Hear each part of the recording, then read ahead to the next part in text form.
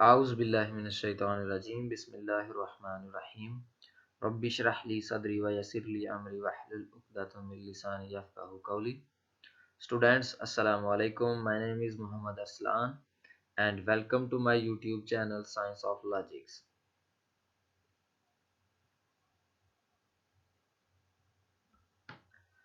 Today my topic, the solution of question number 3 of exercise 1.1. For this purpose, I have collected a data from mathematics of 9th class.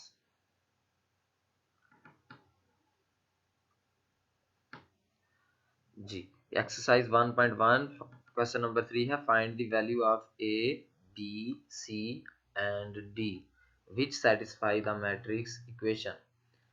नीचे एक matrix में उसने इन चारों variables को ए B सी और D, इन चारों variables को मिला करके एक मैट्रिक्स बनाया है और इक्वल के सिंबल के बाद एक दूसरा मैट्रिक्स दिया गया है। तो वो कहता है कि ए बी सी डी इन चारों वेरिएबल्स की वैल्यू फाइंड करें। ऐसी वैल्यूज होनी चाहिए जो इस मैट्रिक्स की कॉरस्पॉन्डिंग वैल्यूज को सेटिस्फाई करे। जी, तो इस मकसद के लिए सबसे पहले मैं इसको सॉल्व करते हुए लिखूंगा इक्वेटिंग कॉरस्पॉन्डिंग वैल्यूज। इसके मुतलका तमाम वैल्यूज ए प्लस सी को 0 के इक्वल लिखूंगा और a प्लस 2b को -7 के इक्वल लिखूंगा। इनको कहते हैं कॉरस्पॉन्डिंग वैल्यूज। मतलब इस कोने वाली वैल्यू इस कोने के इक्वल, चूंकि दरम्यान में इक्वल का सिंबल है, और इस कोने वाली वैल्यू इसी कोने के वैल्यू के इक्वल, और ये 3 के इक्वल, ये वाली वैल्यू 2d के इक्वल। तो मैंने पहले लिखा a plus C is equal to 0 और इसको इक्वेशन नंबर 1 का नाम दे दिया। जी, आगे देखें, आगे वही a प्लस 2b -7 के इक्वल, इसको मैंने इक्वेशन 2 कहा है। फिर है c -1 किसके इक्वल, 3 के इक्वल, इसको मैंने इक्वेशन 3 कहा है। और फिर 4d -6 2d के इक्वल है, इसको मैंने इक्वेशन 4 कहा है।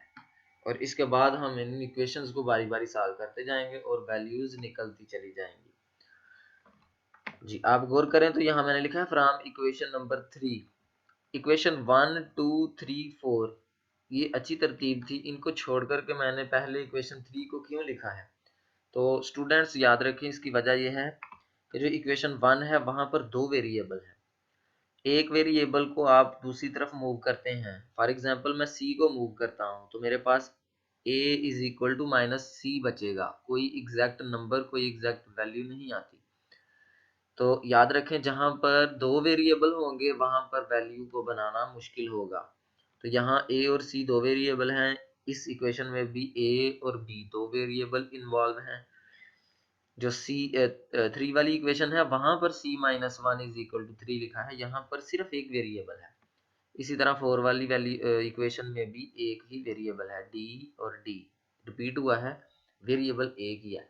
तो 3 और 4 इन दोनों में से मैं जिसको मर्जी कर सकता था।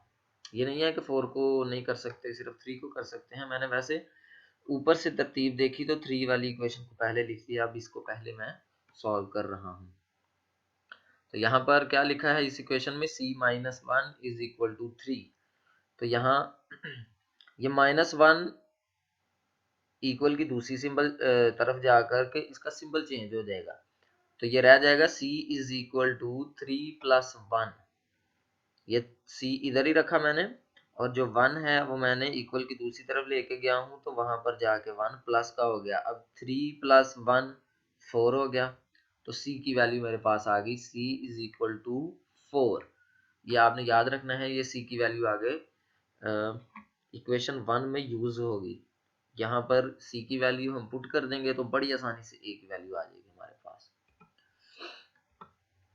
जी, फिर मैंने इक्वेशन 4 लिखी है। इक्वेशन 4 क्यों लिखी है, मैंने बताया है कि जो इक्वेशन 3 और 4 हैं, इन दोनों में सिंगल सिंगल वेरिएबल, एक एक वेरिएबल है, तो इनको सॉल्व करना आसान है। जब इनकी वैल्यूज आ जाएंगी तो इन्हीं को यूज करते हुए हम इक्वेशन 1 और 2 में से बाकी वेरिएबल्स भी फाइंड कर सकते हैं। तो ये 4d minus 6 is equal to 2d, ये इक्वेशन 4 थी। यहाँ पर आप देखें तो मैं क्या ऑप्शन है मेरे पास सॉल्व करने का, ये 4d है और यहाँ ये 2d इक्वल के बाद 2d है। 2d और 4d ये दोनों लाइक टर्म्स हैं, एक ही वेरिएबल इन दोनों में इन्वॉल्व है, तो इनको मैं एक तरफ कर लूंगा जी।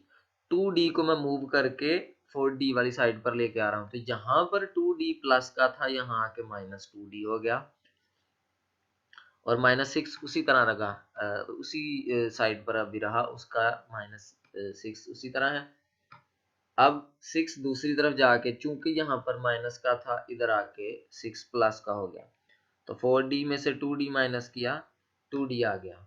ठीक है, हमें तो d की वैल्यू फाइंड करनी है, 2d की वैल्यू फाइंड नहीं करनी। तो ये 2 जो d के साथ मल्टीप्लाई हो रहा है दूसरी तरफ जाके डिवाइड हो जाएगा, तो ये हमारे पास 6/2 आ जाता है। d की वैल्यू 6/2 है, ये दोनों सेम टेबल से कटते हैं, इनको काटने से हमारे पास d की एग्जैक्ट वैल्यू 3 आ गई। c की वैल्यू हमारे पास 4 आई थी, d की वैल्यू हमारे पास 3 आ गई।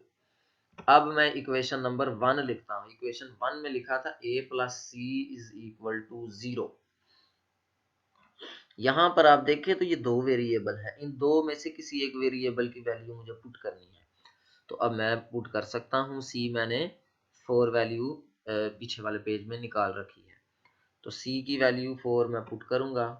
Putting c is equal to 4, तो a उसी तरह आ गया प्लस और c की जगह जस्ट मैंने 4 लिख दिया। अब मैं क्या करूंगा, ये जो प्लस का 4 है इसको मूव करूंगा दूसरी तरफ जाके, कि माइनस का हो जाएगा। तो a की वैल्यू हमारे पास a इज इक्वल टू -4 आ गई। अब इक्वेशन नंबर 2, इक्वेशन नंबर 2 क्या है? इक्वेशन 2 है a plus 2b is equal to -7। यहाँ पर भी दो वेरिएबल हैं, इन दो में से किसी एक वेरिएबल की वैल्यू पुट करनी है। तो क्या b की वैल्यू मैंने फाइंड किया? अभी नहीं की। c की, ये d की और a की, इनमें से किसी को मैं यूज करूंगा। तो यहाँ पर a की जगह पर मैं a की value a is equal to -4 put करूंगा। तो ये है putting a is equal to -4। a की जगह पर मैंने -4 रख दिया, बाकी सेम उसी तरह अपनी जगह पर वैल्यूज हैं। अब यहाँ पर ये वाला 4 मैं दूसरी तरफ मूव करूंगा, तो यहाँ ये माइनस का 4 है, तो उस तरफ जाके ये प्लस का 4 हो गया, तो रह गया यहाँ पर 2 भी रह गया। यहाँ ये -7 है, 4 इधर आके प्लस का हो गया। अब देखें इन दोनों के साथ डिफरेंट सिंबल है, तो दो वैल्यूज के दरमियान साथ डिफरेंट डिफरेंट सिंबल्स आ रहे हो, तो डिफरेंट सिंबल की बिना पर हम उनको माइनस करते हैं। तो 7 में से 4 माइनस करने से हमारे पास 3 आ जाता है, और बड़ी वैल्यू 7 है, उसके साथ माइनस का सिंबल है, तो 3 के साथ भी माइनस मैंने लगा दिया। अब 2b इज इक्वल टू -3 मेरे पास आया, तो मुझे 2b की वैल्यू नहीं निकालनी, मुझे जस्ट b की वैल्यू निकालनी है। तो जो 2 इसके साथ मल्टीप्लाई हो रहा है, इसको मैं दूसरी तरफ जाके डिवाइड करवा देता हूँ, तो ये -3/2 आ जाता है जी। अगली बात जो क्वेश्चन में उसने कही थी कि सेटिस्फाई b होनी चाहिए, तो a को हम सेटिस्फाई कर लेते हैं, बाकी को भी किया जा सकता है। तो चूंकि इस वीडियो का साइज बड़ा हो रहा है, तो मैं एक इक्वेशन को जी, ये a की वैल्यू है -4 और c की वैल्यू है +4। तो यहाँ मैं a की वैल्यू -4 और c की वैल्यू +4 रखता हूँ, तो ये दोनों आपस में +4 और -4 0 हो जाएंगे, तो ये हमारे पास यहाँ पर 0 ही लिखा हुआ है। इसी तरह आप जो बाकी वैल्यूज हैं उनको भी सेटिस्फाई कर सकते हैं। तो स्टूडेंट्स, उम्मीद है आज का लेक्चर भी आपको समझ आ गया होगा। अगर मजीद इसके ऊपर आपको प्रॉब्लम्स महसूस हों तो कमेंट्स करें। जज़ाकुमुल्लाह खैर। अल्लाह हाफिज़।